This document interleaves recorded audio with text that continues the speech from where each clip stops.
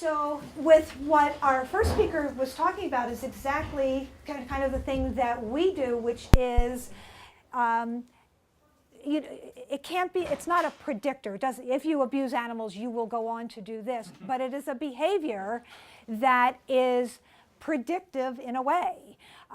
In fact, we have a colleague of ours who's with the FBI who has just done a review of about 250 active animal abuse cases and looking at their history of other forms of crime. About 74% of them had some other crime in their history, and 60% of them had crimes of interpersonal violence. So I think we can all kind of agree that animal abusers are probably not really good people. And the likelihood of them doing something else is pretty high. So my colleague, Dr. Mary Lou Randour, is going to talk about some of the research basis of that, and then I'm going to talk about some of the policy basis of that. Yes, and I'm Mary Lou Randour. I'm a psychologist. I work for the Animal Welfare Institute. I do not psychoanalyze dogs. I was a psychologist of humans, and then maybe 20 years ago, kind of segued into animal protection using my skills for that purpose. And like Nancy said, looking at psychologically the link between animal cruelty and other types of violence. Specifically, how can we identify it earlier and prevent it sooner and be more effective in our intervention? So there is now a lot of research. I guess I'm going to have to move this. I guess you're going to have to figure that out. Ooh, that's us. God, it works. I'm going to talk about some of the research that has been done, and there's increasingly accumulating research that's good, but I want to look at only, oh, yeah. Oh, yeah, oh, sorry. Only the research that is, has certain criteria, has either a control or comparison group, it uses validated instrumentation, it's been replicated or has similar findings, and it's published in a peer-reviewed publication. So that's kind of the standard used. The first thing we'll talk about, you can see visually, is the link between child abuse and animal abuse. And when looking at that link, there are a couple of ways to look at it. One is there's a co-occurrence. The other is children who abuse animals, what does that say about them and what needs to be done for them? And then related is exposure. What does exposure to violence, animal cruelty being one kind of violence, do to a person and a family? So some of the research was cross-sectional and retrospective. One of the earliest ones done was in 1983, where people who were under the jurisdiction of the New Jersey Child Welfare were interviewed. And while they were interviewed and they had pets in the home, observations were made. And what they found was that those who were under the jurisdiction for the physical abuse of the children, also there was pet abuse in the same home. Other studies that have been done retrospectively, it's always hard to find research subjects. I tell people the hardest thing about research is finding subjects, and it sounds like a kind of a joke, but those of you who do it know it's true. So a lot of subjects are convenience samples. They're college sophomores, they're prison populations. So a lot of studies of retrospective of college sophomores, but the males acknowledged animal abuse were more likely to have been physically punished by their fathers to a high extent. Another study, again, done of 860 convenience sample college sophomores, 60% of the participants who witnessed or perpetrated animal cruelty also experienced either child maltreatment or domestic violence. And so I think what we're trying to do with this idea, we're looking at animal abuse as part of a larger dynamic of family violence, just as people now talk about poly-victimization rather than individual acts of victimization. So we're kind of getting out of our silos and being able to see the larger context. And by doing that, we have more information, we can help one another, work with one another, share information. Another finding that comes up repeatedly in different studies is that children who were sexually abused are more likely to abuse animals. So another, indicator, if you have a child who's abusing an animal, that should put a signal up. This is one graph that you can see where these are children between the ages of 2 and 12. The boys with no history of animal abuse, about 5% acknowledged abusing an animal, girls like 3.5%. But those who had a history of sexual abuse were far greater, 35%. And of girls, over 25%. The kind of this understanding that children who abuse animals are probably exposed to violence themselves and are in danger and need of help started as early as the 1980s, where the DSM, does everybody know what the DSM is? Yeah. So everybody, he's either had a therapist or knows about it. The DSM added physical aggression to people and animals as a criterion for conduct disorder. I think it was 1987. Also, cruelty to animals is one of the first reported symptoms of conduct disorder, appearing at the age of about 6.75. And that was done by Frick and others who analyzed multiple studies to determine that. There's also a multi-generational longitudinal study. It's called the Pittsburgh study, and it was funded. It started, do you know about it? Oh, well, okay, but I'd like people that shake affirmatively. It encourages you when you're the talker, when people say, oh, yes. But anyway, this study was funded by DOJ, as were some others that were similar. And it's multi-generational, it's still going on, and they looked at everything. They interviewed children, they looked at their medical records, they interviewed parents, they interviewed school people, they looked at court records, and they followed them, and they're still following them. So some of the people that they originally followed now have their own children.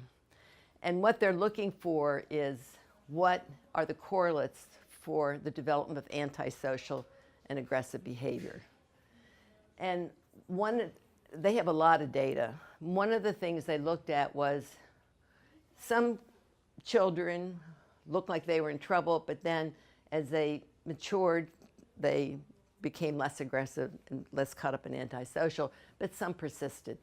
So what distinguishes the ones who persisted in antisocial behavior from those who didn't? And one of the 4 factors they found was animal abuse. So, and then also multiple studies indicate that childhood animal abuse that persists is a predictor of continued aggression. It's a danger sign, not just something happening once because you were with peers and you were acting dumb or because you were young and curious, but persistence is what is important. We have a law enforcement person who can talk about that too.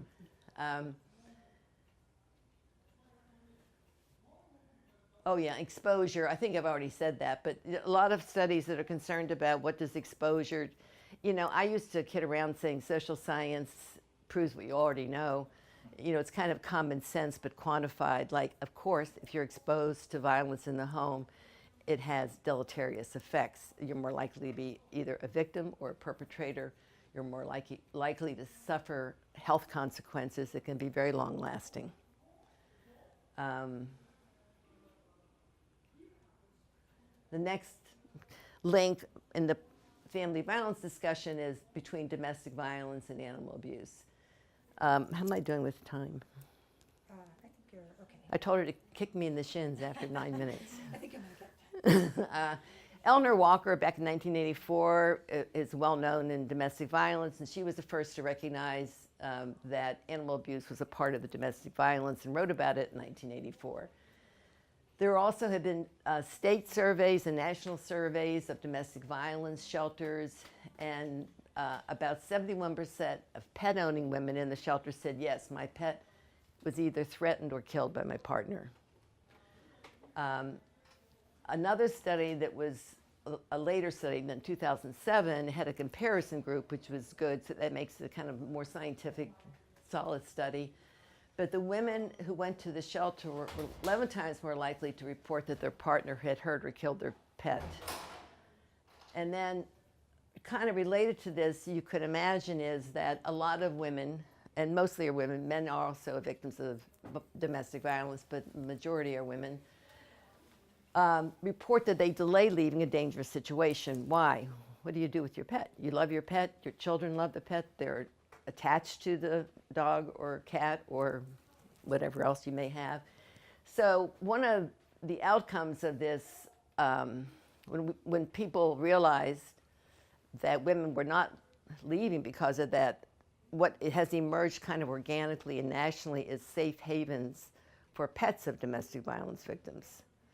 And these are cropping up nationally. And what our AWI did a number of years ago, we have a directory that is searchable by zip code of every safe haven for a pet of domestic violence victims. So when the mother and the family and her children go seek shelter, they know that somewhere their pet will also be sheltered. But I won't go into details of those arrangements right now.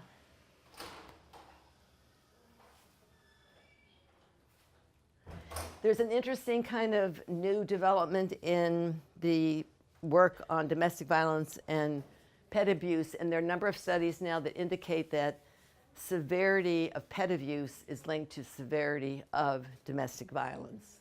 And there are now like about 5 different studies that have indicated that. Another sign that pet abuse is kind of creeping into the thinking with the domestic violence people, there is this Jacqueline Campbell is the best well-known national researcher in domestic violence, and her instrument, the danger assessment, is used to assess lethality by most people. And it has been modified recently to look at female same-sex relationships, and one of the items added to that is pet abuse. And then people are discovering now some cultural differences. There was a recent study in Colorado of domestic violence, children and pets, where they found that non-Hispanic U.S.-born partners displayed higher rates of harming pets than either Hispanic U.S.-born or Mexican-born. So that it's one study, but we'll see what else it means. And I don't need to be kicked in the shins, which is good. And with the mic back too.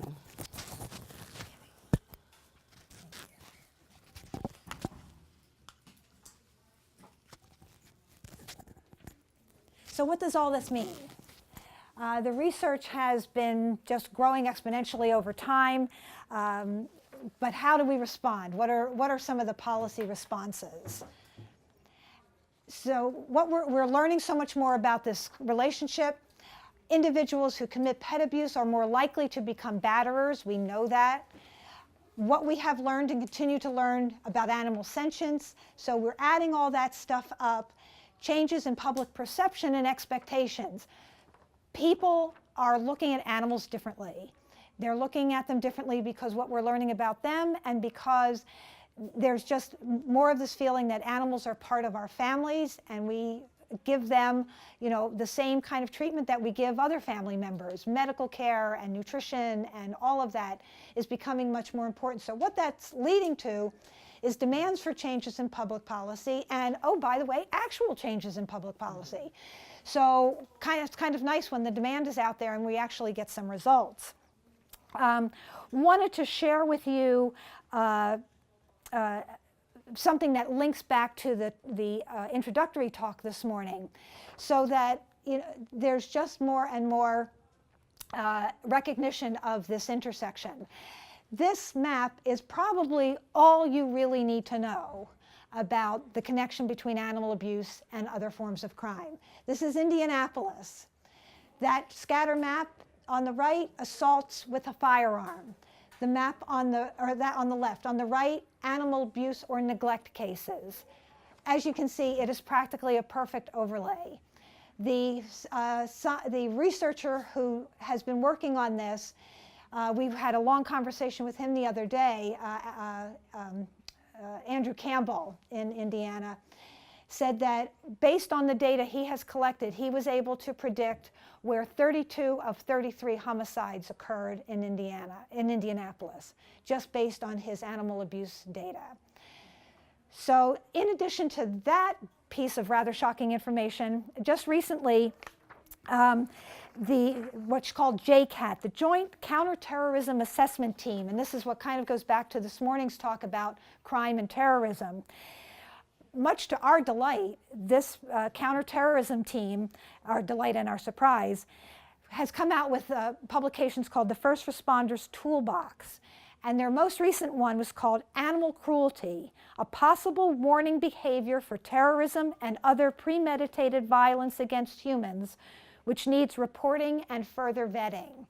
So even now, the folks who work on counterterrorism are recognizing that animal abuse is a behavior, not a type, not a personality, not a, physical characteristics, but a behavior that warrants further, just further monitoring, because it can possibly lead to something else. And there we have. That doesn't mean this is causality. It's obviously coincidence, but I don't think there's any real surprise that there's that kind of the co-occurrence. I apologize for that lime green. It looked really good at first, but I do have copies of the PowerPoint. So how do we respond to this? What kind of arrows do we need in our quiver? All 50 states have some sort of felony provisions for some forms of animal abuse. Some are good, some are not so good, some it's a stretch. You rarely get a felony conviction, but we're getting more and more of them. Going back to what Mary Lou's been talking about, enhanced penalties for when a child witnesses animal cruelty. So you've got these poor kids that are witnessing things. How do we address the abuser? So there are a few states that have laws that enhance the penalty when children are involved, whether as witnesses or sometimes as forced perpetrators by an abusive parent, which is can be terrible. There's also now more use, we're seeing cases now of using child maltreatment laws. They're just general maltreatment laws being brought into animal abuse cases. And you'll see a couple of really shocking examples. Putting pets on protection orders. That just got started in 2005. We're now up to 33 states, DC and Puerto Rico, specifically allowing for the inclusion of pets on protection orders. But there are a few states that actually include pet abuse in its definition of domestic violence. And there's some examples of that. Factoring in animal cruelty and child custody decisions. Is there abuse in the home? That will affect parental visitation, parental custody. Cross-reporting and cross-training, something that our organization is very much involved in, is bringing everybody together. The animal cruelty folks, humane law enforcement, social service workers, law enforcement, prosecutors, bringing everybody together to understand what's going on. And the big project that has been Mary Lou's baby for the last 12 years, animal cruelty crimes are now included in the FBI's crime database, which is called the National Incident-Based Reporting System. The data had been collected, but not in a way that could be used, and now it will be. So there's a lot going on in terms of trying to get those data in a usable form. So these are some of the laws that pertain to children witnessing animal cruelty. Sometimes, the penalty, there will be additional jail time or fines, etc. And we have quite a few of those. Child endangerment laws. We had a case, this is in Tennessee, 34 counts of aggravated cruelty to animals, 118 counts of cruelty to animals, 2 counts of aggravated child neglect or endangerment. I contacted the prosecutor's office to confirm that those child neglect charges were in fact related to the children's exposure to the cruelty in the home. We have another case, this was in Pennsylvania, 1,460 counts of animal sexual abuse, 1,460 counts of animal cruelty, and felony endangerment charges because the young boy was not physically assaulted, but he was exposed to this in the home. So it's a way of responding to those crimes and to getting kids out. Again, an element of domestic violence. These are the states that include animal abuse within the definition, which can have great implications for other ways that law enforcement addresses animal cruelty and domestic violence. And then cross-training, bridging gaps. First responders, in all cases, domestic violence, animal cruelty, asking questions about the other kinds of crimes so that they can respond better and bring in everybody who needs to be brought in. So there we go. So the kind of the moral of the story is that there's more and more attention being paid to animal cruelty as a crime in and of itself, but also as the predictor or co-occurrer. Yeah. Thank you, Mary Lou is always correcting me, thank goodness. As a co-occurring crime that may give a window into what's going on and what might go on later if not responded to. So if there are any questions, happy to, yes ma'am. Yeah, if a small child reports their animal is being abused, will they physically take that small child and the animal out of the household, or do they end up taking the child out and leaving the animal there to be killed? I can very easily see a situation where a person threatens to kill the dog or the cat in order to keep the male and the female there. Absolutely. Like for instance, when I was a child, I saw my father beat in my dog's head with a brick. Oh my goodness. And threatened to beat in mine if I said anything about it. There you go, yeah. For instance. Yep. That is really the $64,000 question, is how are social service agencies responding to these things now? And while we're not on the ground when these cases are happening, what we do get more of is trying to get everyone to safety. So that includes getting the child and the pet out, if the pet is still alive, and anybody else, the abused parent as well, because there is such an understanding now of the connection between the abused members of the family and the pet, that it's an additional trauma if they're separated. So that's why we are trying to get so many more shelters to co-house, or at least to offer fostering services, so that when the individuals get out, they know that the pet can go someplace safe. And there's federal legislation to make more resources available for that.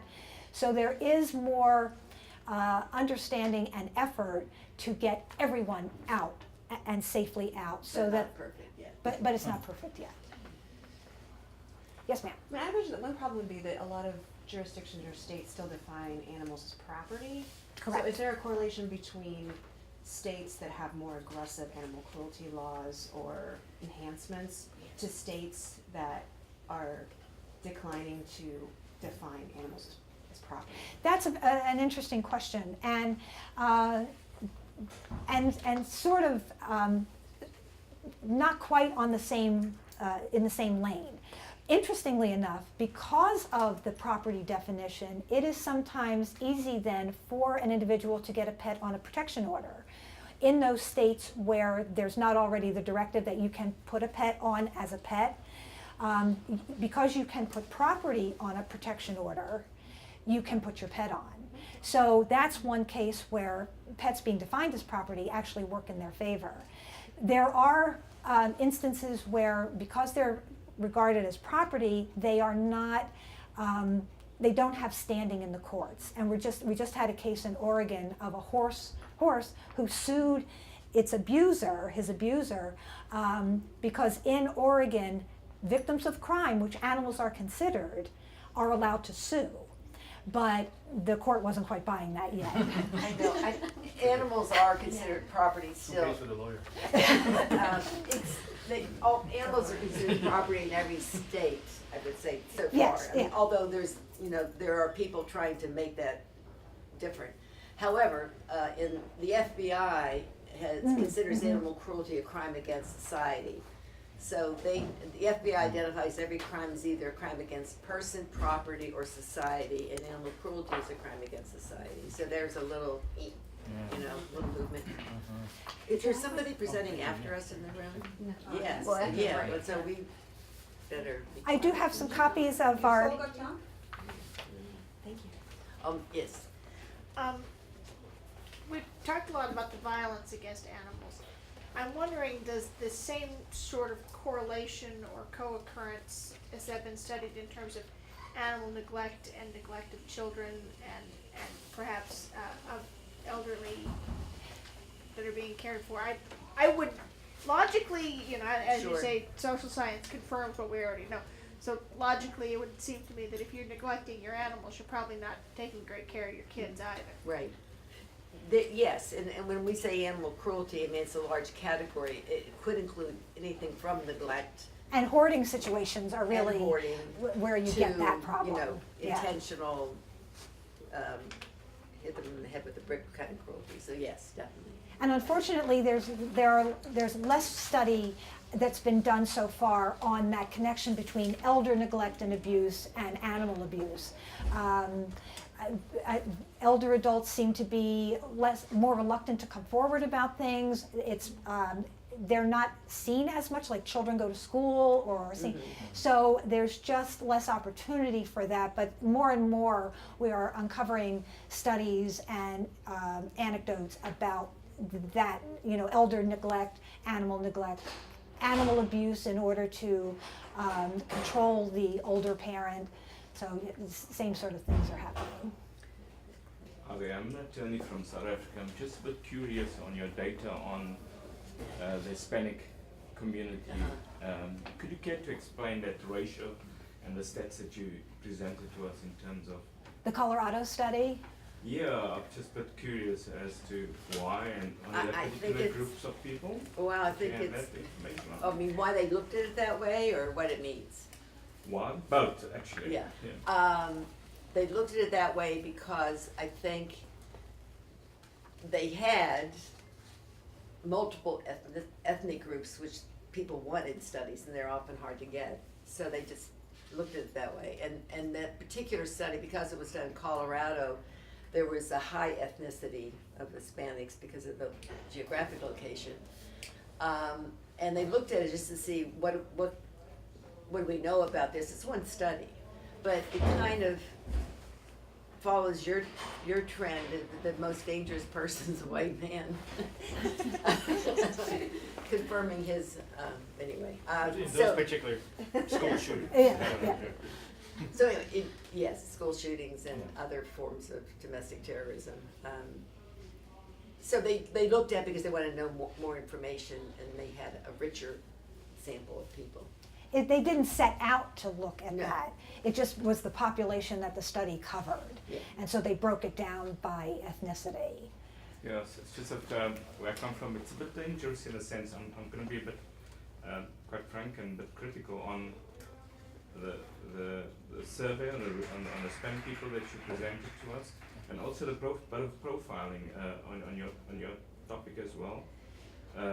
In South Africa, we have a common problem with regards to profiling, where Oh, we have it here too. a common criminal in South Africa would be the typical African male, not a sketch as you presented, what a criminal would typically look like. And we have the challenge in South Africa.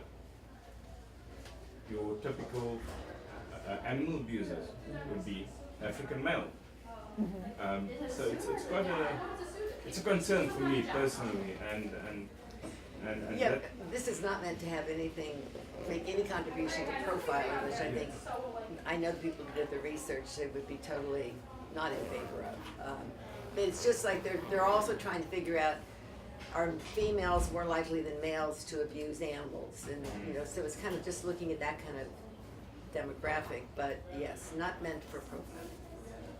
Oh, good question. Is there any specific animal that's been abused more? Like, Dogs and cats. Dogs and cats. because I know that, I'm not sure which state had a law against dogs with square faces. So piggyback on what you said.